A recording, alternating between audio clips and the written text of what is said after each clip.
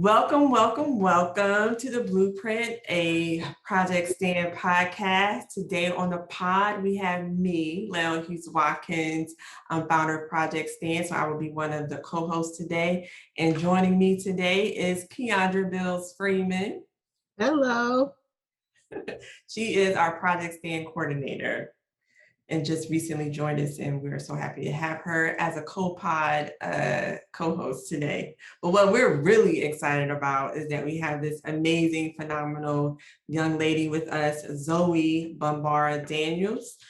Zoe is an activist and Atlanta native. Zoe Bambara has long held the role of helping to defend and uphold the rights of everyone, even though she just turned 20 this year, y'all. She recently led the charge to organize a downtown Atlanta march to protest the killings of Breonna Taylor, George Floyd, and Ahmaud Arbery. And that protest held on May 29th brought out over 5,000 people. Zoe is also part of the Louisville 87, a group of people who were arrested on Attorney General Daniel Cameron's front lawn for what the late John Lewis often called good trouble. Also, as of right now, Zoe works with the We Are Tired movement as a program coordinator. She works with Until Freedom Atlanta as the anti-violence committee leader. And she also works with RISE, an organization that's aimed towards fighting voter suppression and fighting for free college. I was just saying this before we officially logged on. I did not have my life together like this at 20 years old. Bambara also works with ENI, Education Not Incarceration, as a fellow, and recently started with Women Engaged as the community resource and technical assistant. Zoe is now a sophomore at Morris Brown at HBCU in Atlanta. She's continuing plans for more protests and to partner with more organizations and people who share her mission. And she already has her future plans discussed. Interested in creating a nonprofit community center that assists with access to therapists, yoga, and other ways to cope with mental health, and to get a degree in communications to help companies and influential people with their public relations. Our future community center will be open to all and will focus on the needs of Black women. Please let me know when this gets open. She also wishes to open a women's shelter to help young Black women with children. I just feel like round of applause for this amazing individual. Just again, this was a good get. So happy to have you. Again, thank you for joining us, Zoe. So we do have a few questions for you. Zoe, as we just shared, you turned just 20 years old, and yet you have so many rich experiences around organizing, especially during the summer of 2020. How do you make sure you do not burn out? Yeah, that's a great question. Honestly, well, first, hi everyone. I didn't really say hi. But with burnout, I think honestly, my mom kind of kept me in check the entire time. Because she knows I get overwhelmed very easily, especially because I've had social anxiety since I was in middle school, and so that was like a really like trying to figure out my boundaries and what I can and cannot do. But honestly, it was my mom telling me, girl, you need to take a break, or you don't need to be out all the time. And that's what she literally saved my mental health, because I always thought that I had to always be there and be there fully all the time. But I noticed that it drained so much energy from me. So I guess just realizing my own boundaries when I'm not comfortable in certain spaces and it's time for me to go. And honestly, my mom helped me out a lot with that. Thank you to the moms. Thank you to all the moms out here that are protecting our children and making sure that they are here for another day. During September, which is when we first had the honor of getting to know you, but during September, you served as one of our guest panelists for our first residency for Project Stand, which we thought was pretty amazing. And so thank you for your participation.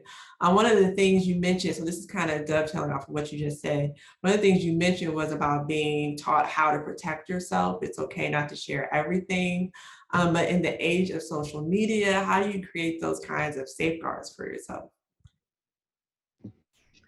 That's a really good question. I think everybody should be aware of what they say online. My mom always told me, ever since I got my first phone in like middle school, she was like, whatever you put out there, people will find it. And so that has always stuck in my head. Doesn't matter what I say or what I post, what people may post and tag me, it will always be there. She said, and nothing's ever deleted. Her and my stepdad always told me that. And so due to that, anytime I may get on Twitter or I may get on Instagram, I may want to post something, I always think twice. I'm like, do you really want to post this?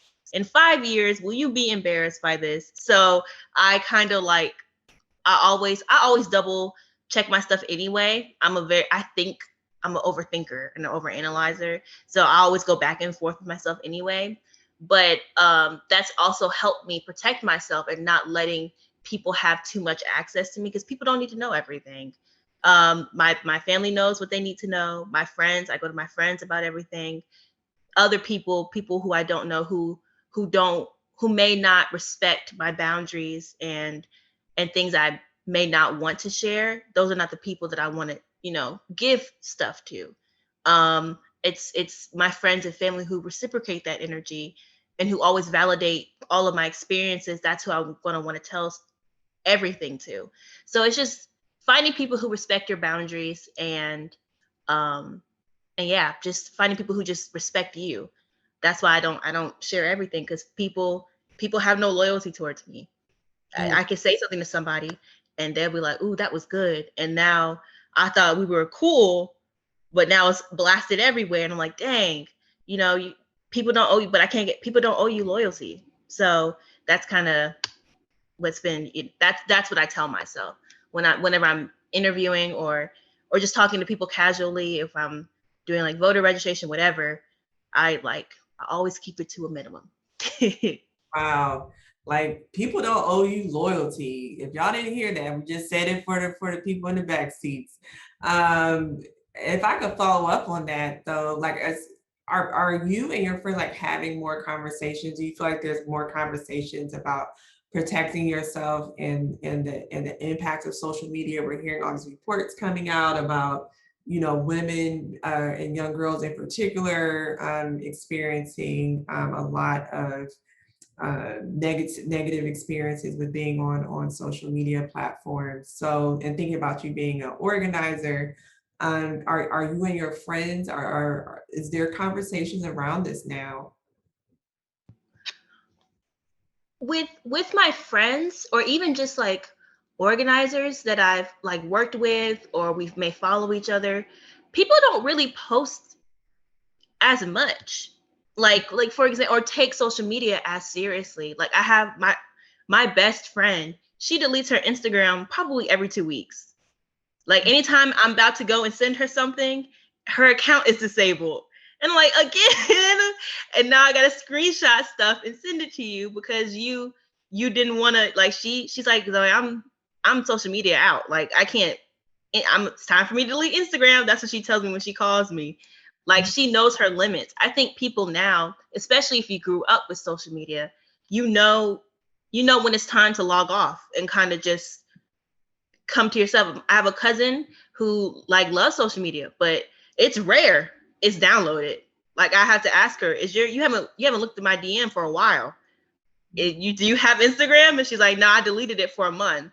And I went through like a 3-month social media cleanse. I think people who grew up around social media, how they get the good side of it, but they can also see how much of an impact it can have on not only like your social interactions, but your mental health. And so they're like, it's time for me to take a break. So I see with all of my friends and people I organize with, they know when to kind of um, take that pause if needed. Wow, I'm loving that this is going on and that this is a conversation and a practice that y'all are already engaging in. I wish we would have that is more of a conversation and not like y'all are like drones just on social media all day and never getting off. But there's actually this act of care that y'all are already engaging in many ways for yourselves. So thank you for sharing that.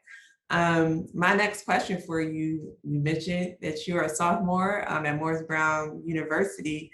Do you think now that you're, again, that being a sophomore, do you think that being at an HBCU will or has already impacted your approach to organizing? Definitely. I actually last week went on a lobbying trip to DC to fight for free community college and additional funding in HBCUs. And HBCUs hold a dear spot in my heart anyway, because I do attend one, and my brother attends one as well. He goes to Morehouse, and my mom went to Howard. And of course, we know my grandmother taught at Spelman. So we have so much HBCU, I guess, blood in us that it means something to me. And um, being at an HBCU has definitely impacted the way that I view life, and also how I'm able to, I guess, validate my own Blackness as well. I grew up in predominantly white spaces in Georgia, northern Georgia, like in the country. So, I grew up in spaces where my Blackness wasn't, I didn't feel Black enough. But on the flip side of that, sometimes I wouldn't say too Black, but I felt like the oddball because I had all of these ideas and all of these um I guess the ideals and morals that when I was the only one. And I remember like going to school and people would call me ghetto because I was like, there's just one other Black girl and it was me, or like two other Black girls. And it was weird because I was like, I'm not, my mom would laugh. She's like, "Oh, you are not ghetto." And like, even if I was, okay, but that's not me. And it's like they think that Black people are just a monolith. Like they're the exact same. And so my Blackness was always in question to me because I didn't know where I belonged or who I was. And so when I went into an HBCU space and showing how Black people are just so diverse and so different, it made me feel more at home. And my brother's actually having the same experience. Like, we were kind of nervous, and he was kind of nervous too because he listens to rock music, he skateboards, he plays video games every day. He doesn't really go out. That's not his thing. He plays computer games, and he was nervous because he was like, I don't know if I'm gonna find people like me there. And I was like, Preston, you surely will. You will find people just like you at Morehouse. I promise you. And he has his people. He goes out every day. Every time I call him like maybe around 9 o'clock at night every day just to check up on him. He's outside hanging out with his friends, skateboarding, going to a parking garage, skateboarding, all of that. I'm like, see, you found your people. You're gonna find your people regardless. But being at HBCUs definitely validate both of our Blackness. Like, we felt Black enough to be in those spaces, and knowing that there's really no such thing as Black enough. We're just Black. That's just the skin we're in. And when it comes to personality wise and what we enjoy, there's always going to be another Black person that likes the same exact stuff that we like. So it's an awesome experience. I so love this story. Like, yeah, I just do, right? Like, because I mean, that it feels so good when, right, like you feel the odd one out, but you find, like you just said, you find your people. I was just actually talking to another organizer the other day, and she was saying at UMD, actually, she started a Black Jeopardy group. And it was just like, yeah, we into Jeopardy. We like Jeopardy too. But when she rolled up in a room, he was like, "What? You're the president? This Black woman?" And so it was just like, "Yeah, we into this." So I just love whenever we find things that just really, shock others. Just be like, "Yeah, we are not, like you just said, this monolith, and we have so many different interests." And so just thank you for sharing that story. That was just great. All right, Preston. For you too. The summer of 2020, I kind of, if it's okay, if we could go back there.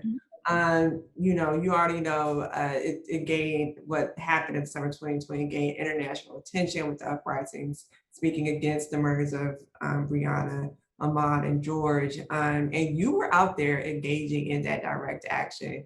If you feel comfortable, can you take us back to the work you did that summer? By what some reports, many are calling the largest and most sustained series of protests in history. And you were on those front lines. Yeah. It really started like early May of last year. I was like, I've always kind of dabbled in activism, I guess. Like I've done a few protests in high school, well, like high school and middle school. I remember in middle school, these two girls were holding hands in the hallway. They were a couple, and they got sent to detention. But we saw all of these straight couples doing it, and nothing. So I was like, okay, let's all wear tie dye on this one day to support them, because I was like, that's not fair. Obviously, there's some, if you're going to ban holding hands for everybody, not just two girls that are doing it. And so that was kind of like my start. And in May of last year, I was looking on social media and I was seeing protests everywhere, LA, New York, Washington, like all of these places. But I saw nothing in Atlanta, which was like very odd to me, because I was like, Atlanta always has something. And so I was like, let me see what I can do, because my mom always said that this, if you don't see it happening, you go do it. So I was like, okay, I think I'm gonna go do it. So I had contacted, I was on Twitter and I was like looking for people who may want to help, because I've never done this before, and I was like, it's gonna be very overwhelming if I do it by myself. And I had found a couple like-minded people, and we just started a group chat, and they were like, okay, Zoe, we'll organize this and this, and you figure out permits and all of that. So I was more like the technical side, permits, route. I made the flyers. They were contacting people to put in the group chats, figure out Ubers for other people, donations. So I was like kind of like the person that was just, making sure everything was organized and safe. And so, and then I think the day after, we planned it in 3 days. We started planning that Tuesday or Wednesday, and it happened that Friday. So I think the next night, it had gained a lot of traction. I was being very annoying. I was posting everything on social media, commenting it under people's comments, like, you need to see this. Come look at my page. Yada yada. I was getting DMs, and it was getting a bit of like traction. And the news called me, and they were like, we would love to have you on the 6 o'clock news tomorrow to talk about the protests that you're doing. So after the news, of course, it gained a lot more attention. And then the morning of, I got contacted by NPR, and I was like, okay. So now I'm a little nervous, because we were kind of expecting, like, hopefully, I was thinking like their friends are gonna come out, my friends are gonna come out, so we're maybe looking like 100, 200 people. And then I got there maybe 4 hours early to start collecting donations, and there was already like 75 people there. And I was like, all right, so I'm 4 hours early, and I already have half of the crowd that I was expecting. And so just going back and forth and getting donations, making sure my mom knew I was okay, because she said she was coming. My whole family showed up. And it wasn't until we were marching and I literally had stopped. I was in the beginning of the line, and I could see people already at the Capitol, and you could see people where we started. And I was like, oh, this is this is a lot. So that was like, and my mom, while people were interviewing me, because I was talking to different news people, and she stopped me and she's like, you are meant to do this. And if my mom says it, then duh. So after that, I started doing more work, going to more protests. And then I had started meeting other organizers who have been in the work, of course, a lot longer than I have been, and older people. So I had like a lot of mentors. So I was always the youngest in every single room I was in, because I was 19 at the time. And that's when I started going to Louisville. I went to Louisville maybe about 5-6 times. That's when I got arrested in Louisville. But I was just, going back and forth. But I was thoroughly, the work was hard, but it was enjoyable, because I was seeing such a sense of community that I've never seen before.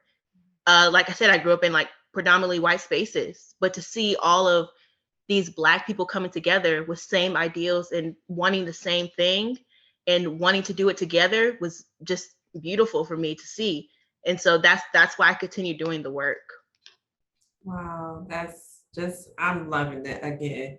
Um, and I just want to follow up on another point you just saying how much that elders were starting, you were starting to make connection with elders. I feel like there's always this conversation at some point when a protest that gets or move or part of this continuation of a movement, because we've been having to do this work for so long, Yeah.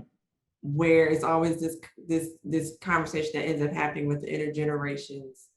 And it's like, oh, the elders don't agree with how the young folks are doing it. And the young folks is like telling the elders you need to go sit down. So like, how do you being a part, being the younger folks, like how do you feel about those conversations? Do you feel like that's even a real thing anymore? And like there's just a completely different approach to organizing now? Like that's just not even a real conversation, or do you feel like it still is a conversation now? I think it is, but I think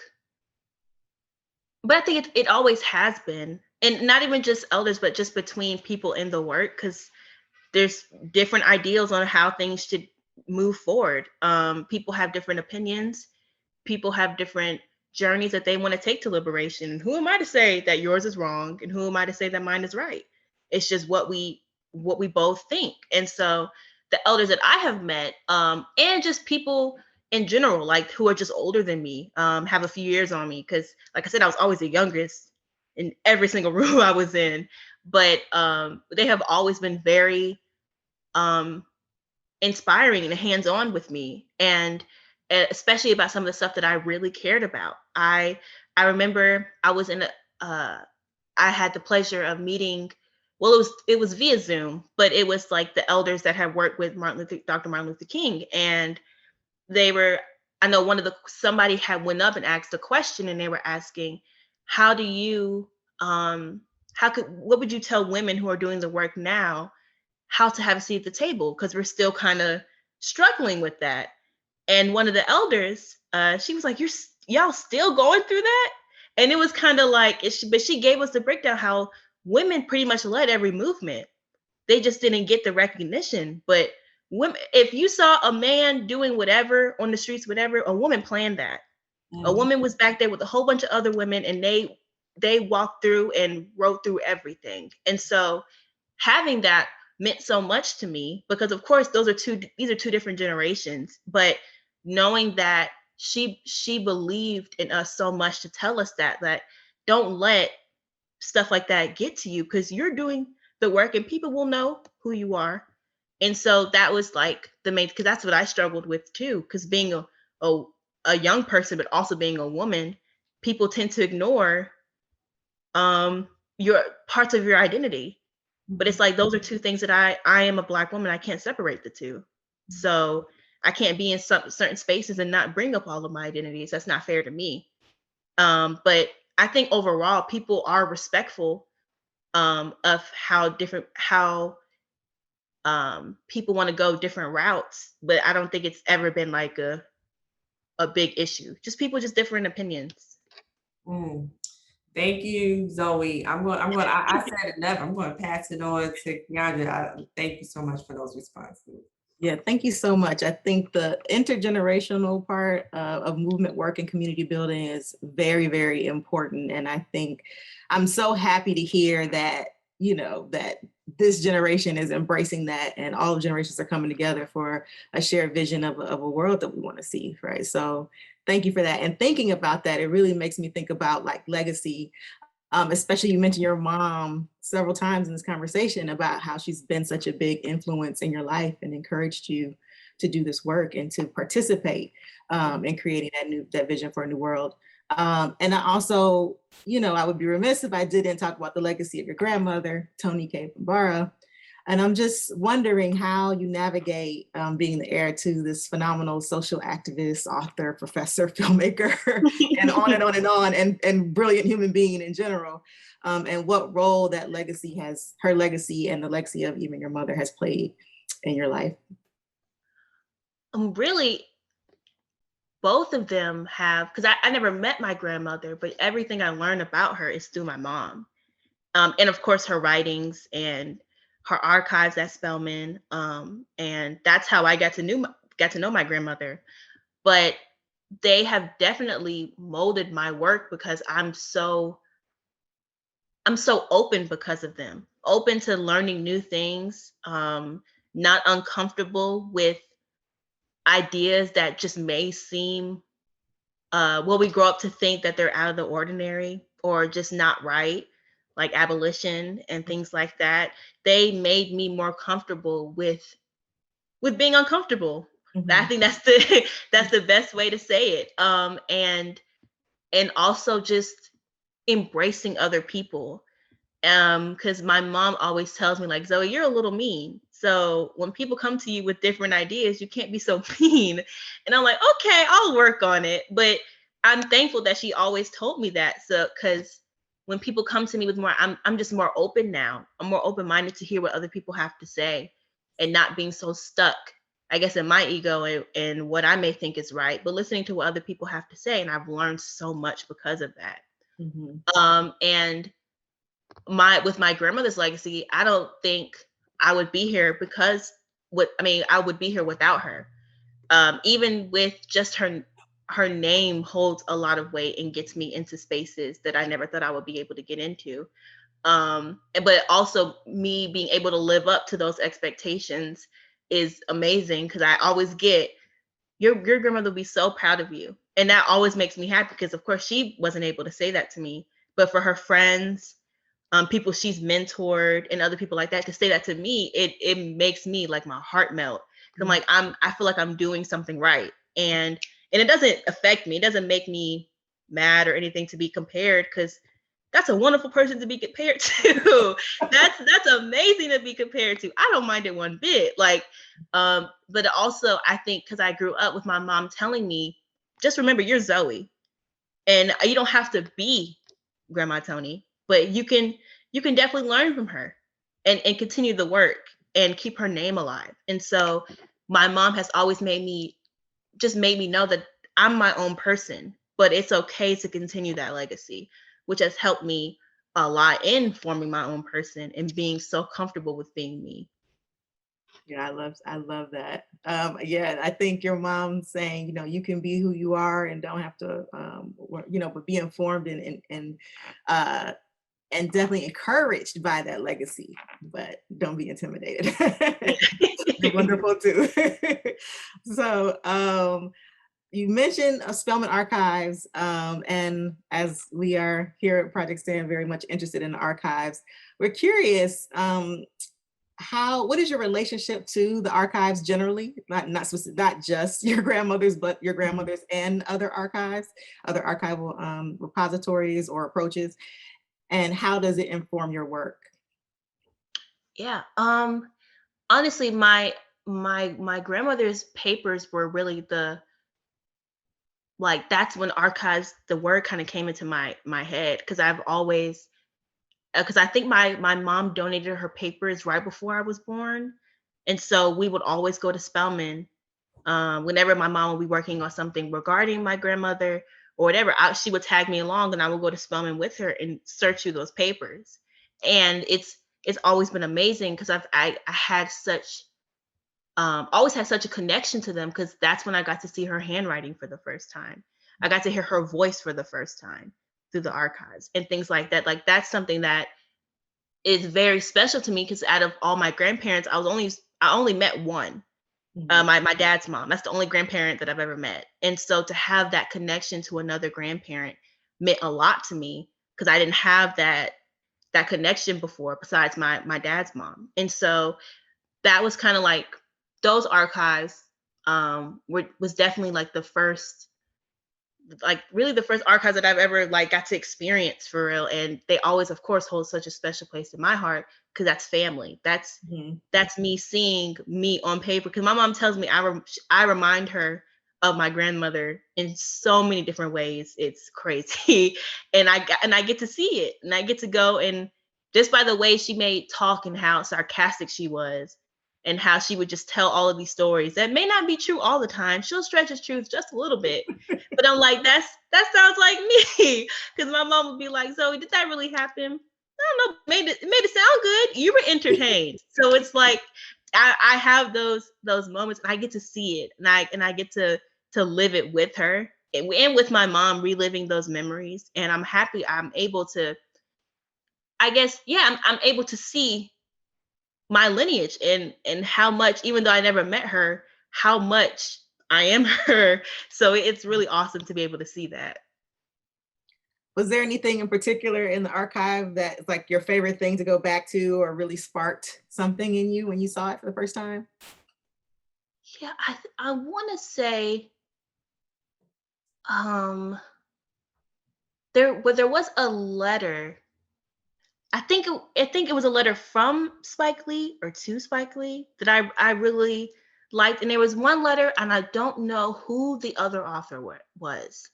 It was either like Audre Lorde or Nikki Giovanni or somebody who has a child, and she wrote to my grandmother about my mom, and that was I forgot who it was, and it's killing me that I don't remember, but I love that too because just hearing the stories of my mom's relationship with my grandmother, it makes me like I love hearing stories about them, but to see how other people saw them, I love so. Yeah, that's actually one of the really amazing things about archives, specifically personal papers, is they're often archives of other people's lives as well. You know, we think about the person who's named for that collection, but really it's like there's information about your mother and all these other writers and things well beyond Toni Cade Bambara. So I love that story. Thank you so much for sharing that. So I think we're gonna move on to the Blueprint 5, Leo. That means we're almost over. Like, I hope this not to be corny, but don't be a stranger. We're gonna have to follow up with you and keep seeing how you're moving. This has just been great. So yes, Blueprint 5 is usually our rapid fire questions. So not to make you think too hard, just like first thing that comes to your mind. What are you doing for self-care right now? Buying stuff. Which is probably not the best idea, but I definitely just opened this box of stuff I got from Sephora literally 20 minutes ago. So that's what I've been doing. Love it. You can buy stuff that is catharsis too. That's good. All right. No, that's all. I buy stuff too. Yeah, you got the next one. Oh no, I got the next one. What is the piece of advice you want everyone to know? Always put yourself first. Say it again in case someone didn't hear. Always put yourself first. That's right. They even tell you when you're on an airplane, put your mask on first. Someone else. And then assist the one next to you. Yep. Okay. So what are you listening to right now? What song is your jam at the moment? Oh, that's good. What am I listening to right now? I have to kind of see. Well, I know. I've listened to the Bee Gees a lot, but tonight I love the Bee Gees. Yes. It's in a session, and they have a biopic coming out next year, which I'm very excited about. But I love the Bee Gees. So I've been listening to the Bee Gees, but Summer Walker just came out with an album, and I'm probably gonna listen to that tonight. That's gonna be my self-care. Headphones on, in bed, crying. That's what I'm gonna be doing. So yeah. I did see that. So I'm going to check it out too. What is bringing you joy this month? Thanksgiving. Literally, the only reason why I'm keeping on going is that food. I'm thinking about it. Like, Zoe, just get through this week, and then get through the next week, and you're gonna have 2 plates for yourself. That's what's getting me through November. So yeah, just thinking about that. Do you have midterms before then? No, I just had midterms. Oh, okay. So I'm gonna be fantastic. Fantastic. And I love having like different families. I have a dad, my mom, and my stepdad. So it's different Thanksgivings. So I'm gonna stop by one, see what's over there, go to the other, then go to the other. Sounds beautiful. Oh my gosh. I want photos of the food. I'm a foodie, so. Oh, definitely. I know, and I'm gonna ask you the last Blueprint 5, but we're gonna circle back to this Thanksgiving question. Okay. Answer. What is one thing you are excited about for 2022? Oh, that's good. Traveling. I got this year, actually last week, I got on a plane by myself for the first time, and it excited me so much. I'm like, I have to go on at least 3 trips next year. So we're gonna see if the pockets kind of can help that. But that's the plan. I want to get on the airplane. I loved it because I fall asleep on the airplane.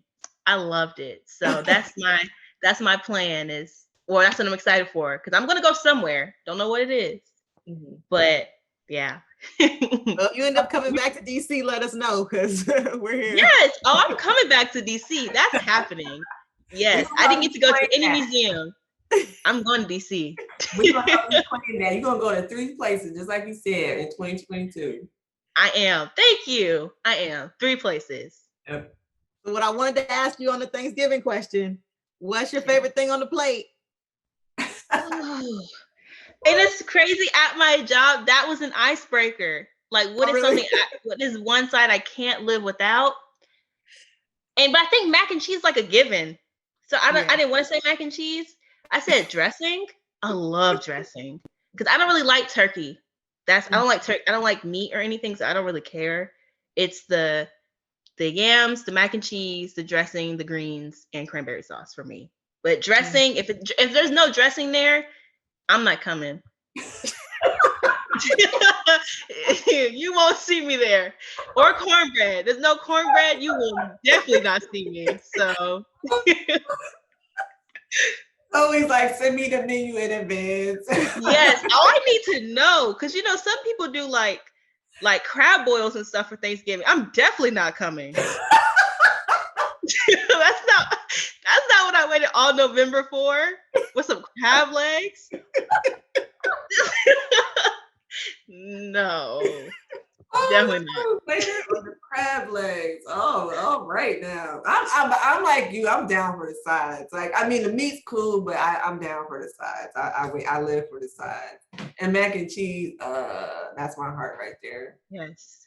I need it right next to my yams though, so I get the sweet. Yes, and you get to mix it. Yes, I'm so excited. I'm telling you, that's what's getting me through November. So excited. Oh my gosh, you made the back of my ears hurt. You laughing hard with the back of your ears. This has been so amazing. Like, so hope you join us again. This has just been great. And every time we get to meet someone new, we just feel like we have to claim them a part of Project Stand Squad. So like, we are all rooting for you, getting your 3 trips in next year, going to keep having an amazing time at Howard. You too, Preston. Thank you, Mama. A wonderful child. And Kim, I don't know if anything else you want to say before we peace out. No, I think you covered it all.